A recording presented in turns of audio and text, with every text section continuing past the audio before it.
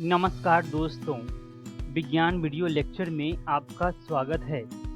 आज हम 8वीं कक्षा के अध्याय दहन एवं ज्वाला को जारी रखेंगे और आज हम इस अध्याय का दूसरे भाग को समझेंगे। तो आइए जानते हैं कि आज के वीडियो में हम लोग क्या क्या पढ़ने वाले हैं। सबसे पहले हम दहन के प्रकार के बारे में समझेंगे।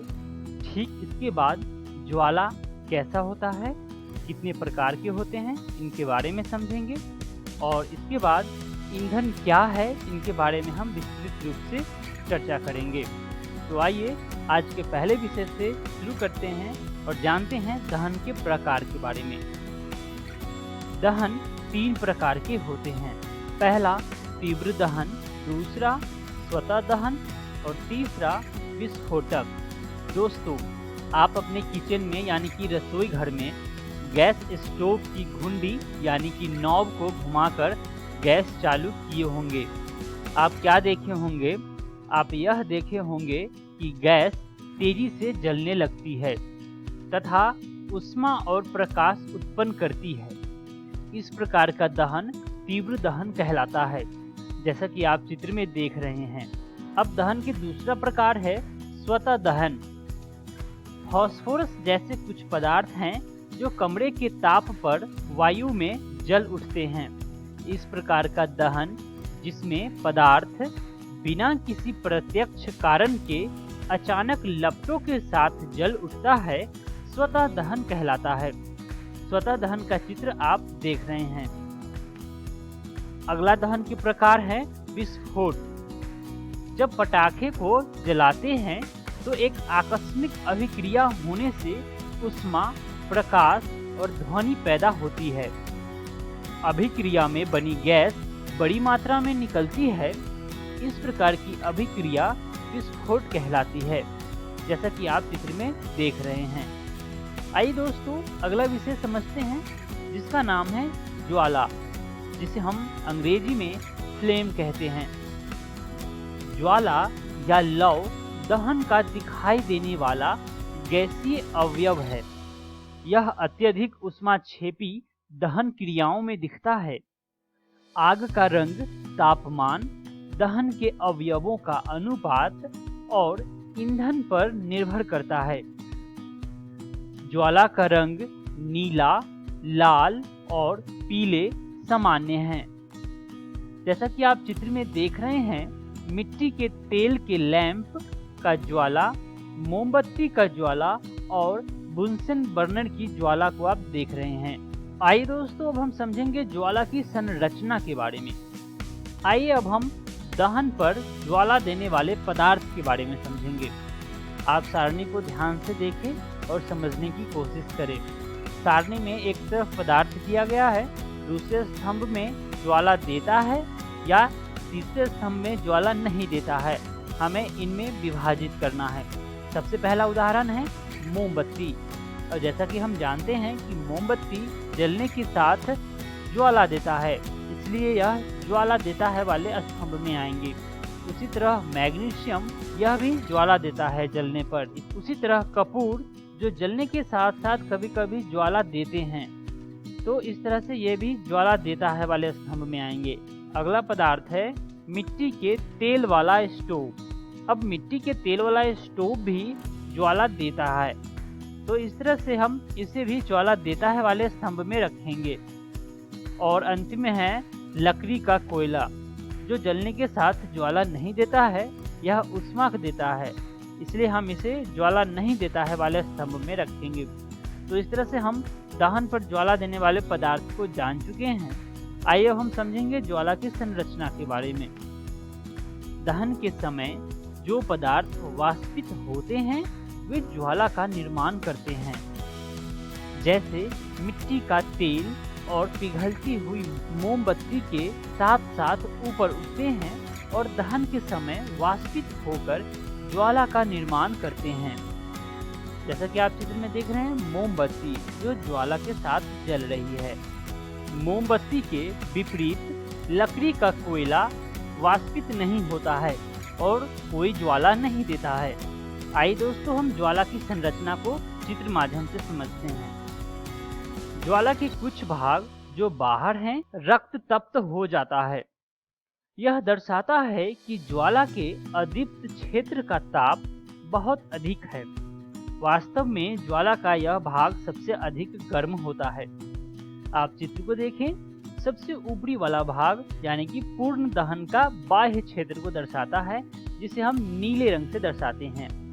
वहीं सबसे गर्म भाग जो होता है उसके अंदर वाला भाग होता है, और उससे अंदर वाला भाग होता है वह उससे थोड़ा सा कम गर्म होता है, और सबसे कम गर्म वाला भाग जो होता है वह लौ में सबसे नीचे होता है। उसी तरह बिना जली मोमबत्ती का सबसे आंतरिक क्षेत्र यानी कि काला वाला हिस्सा सबसे नीचे होता है, और आंशिक दहन वाला मध्य भाग जिसे हम पीले रंग से दर्शाते हैं, जो पीले रंग से दिख रहा है, जो बीच में होता है।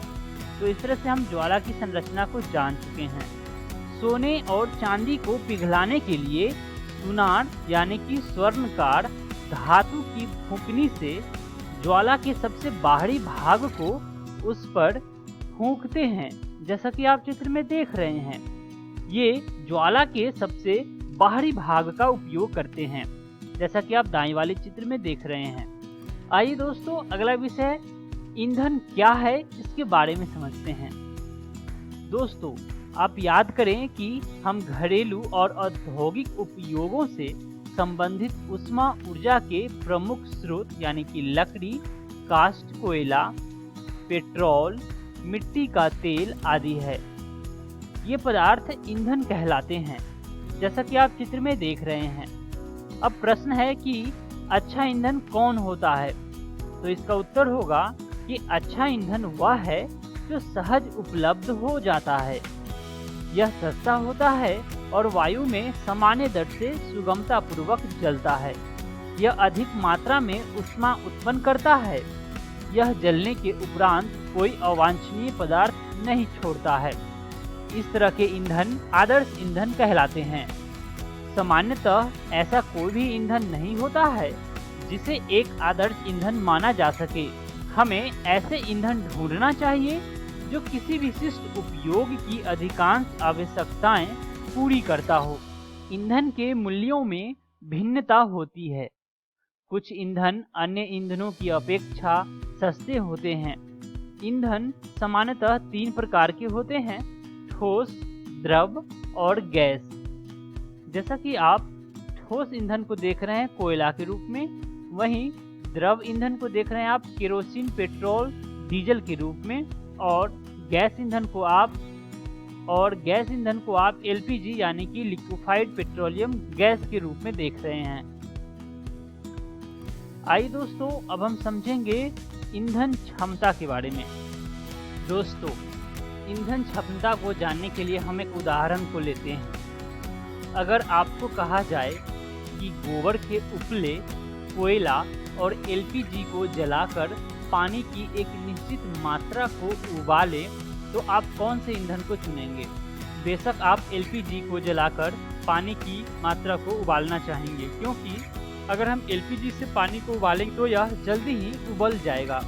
इससे पता चलता है कि विभिन्न प्रकार के ईंधनों का विभिन्न प्रकार के ईंधन क्षमता होते हैं। आइए हम इसके परिभाषा को समझते हैं। किसी ईंधन के 1 किलोग्राम के पूर्ण दहन से प्राप्त ऊष्मा ऊर्जा की मात्रा उसका ऊष्मीय मान कहलाती है। ईंधन के ऊष्मीय मान को किलो जूल प्रति किलोग्राम मात्रक द्वारा प्रदर्शित किया जाता है। हम कुछ ईंधन के ईंधन क्षमता को सारणी में दर्शाए हैं, आप इसे देखें और समझें। गोबर के उपले का ऊष्मीय मान होता है 6000 से 8000 किलो जूल प्रति किलोग्राम। वहीं लकड़ी का ऊष्मीय मान होता है 17000 से 22000 किलो जूल प्रति किलोग्राम। वहीं कोयला का होता है 25000 से 33000 के बीच में। वहीं पेट्रोल का ऊष्मीय मान होता है 45000 किलो जूल प्रति किलोग्राम। मिट्टी का तेल 45000 किलो जूल प्रति किलोग्राम। वहीं डीजल का भी 45000 किलो जूल प्रति किलोग्राम ही होता है। वहीं उससे ज़्यादा मीथेन गैस का होता है जो 50000 होता है। उससे ज़्यादा सीएनजी यानी कि 50000 किलो जूल प्रति किलोग्राम उष्मीयमान होता है। एलपीजी का 55,000, जैव गैस का 35,000 से 40,000 और सबसे ज्यादा हाइड्रोजन गैस का 1,50,000 किलो जूल प्रति किलोग्राम उष्मीयमान होता है। तो इस तरह से हम विभिन्न प्रकार के ईंधन का उष्मीयमान किलो जूल प्रति किलोग्राम में जान चुके हैं। आइए दोस्तों, हम अब अगले विषय के बारे में समझेंगे।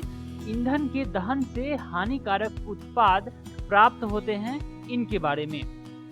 ईंधन का बढ़ता हुआ उपभोग पर्यावरण पर हानिकारक प्रभाव डालता है। सबसे पहला, लकड़ी, कोयले और पेट्रोल जैसे कार्बन ईंधन बिना जले कार्बन कण छोड़ते हैं। ये सूक्ष्म कण खतरनाक प्रदूषक होते हैं जो दमा जैसी श्वास रोग उत्पन्न करते हैं, जैसा कि आप चित्र में देख रहे हैं। वहीं अगला हानिकारक प्रभाव है, इन ईंधनों का अपूर्ण दहन कार्बन मोनोऑक्साइड गैस देता है। यह अत्यंत विषैली गैस है। बंद कमरे में कोयला जलाना खतरनाक होता है। उत्पन्न कार्बन मोनोऑक्साइड गैस से कमरे में सो रहे व्यक्तियों की मृत्यु भी हो सकती है। तो इसलिए हमें बंद कमरे में कोयला को नहीं जलाना चाहिए। अगला हानिकारक प्रभाव है, अधिकांश ईंधनों के दहन से पर्यावरण में कार्बन डाइऑक्साइड गैस निकलती है। वायु में कार्बन डाइऑक्साइड गैस की अधिक मात्रा संभवतः विश्व उष्णन, जिसे हम ग्लोबल वार्मिंग कहते हैं, इसका कारण बनती है। अगला हानिकारक प्रभाव है पेट्रोल इंजन नाइट्रोजन के गैसीय ऑक्साइड छोड़ते हैं। सल्फर और नाइट्रोजन के ऑक्साइड वर्षा जल में घुल जाते हैं तथा अम्ल बनाते हैं।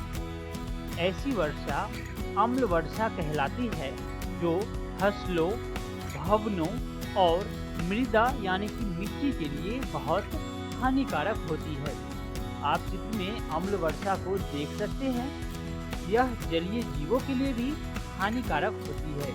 मोटर वाहनों में ईंधन के रूप में डीजल और पेट्रोल का स्थान अब सीएनजी यानी कि संपीड़ित प्राकृतिक गैस ले रही है, क्योंकि सल्फर और नाइट्रोजन के ऑक्साइडों का उत्पादन अल्प मात्रा में करती है।